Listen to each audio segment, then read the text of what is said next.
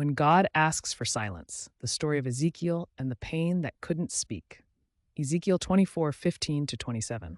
In the Babylonian exile lived a prophet named Ezekiel. He was not just a servant of God, he was a living sign, like a human canvas on which God painted his messages for the entire nation.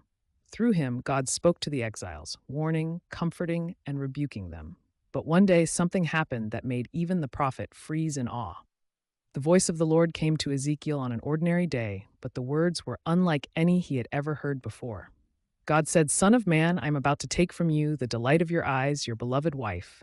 Yet you shall not mourn or weep, nor shall your tears flow. No mourning, no grief, no farewell, only silence." The next day she died, and Ezekiel remained silent. He didn't tear his clothes, he didn't cover his head in ashes, he didn't sit on the ground in mourning. His heart was breaking, but his face remained calm. This wasn't just silence, it was a sacrifice. People looked at the prophet in shock. "Why aren't you weeping? Doesn't it hurt?" Then God revealed the truth. "As you have lost your wife and did not mourn, so too will Israel lose the temple, the sanctuary they loved. But they will not be able to mourn. They will be too stunned, shocked, numb." Ezekiel became a living prophetic sign, a silent witness of a coming tragedy. His pain echoed the pain of God.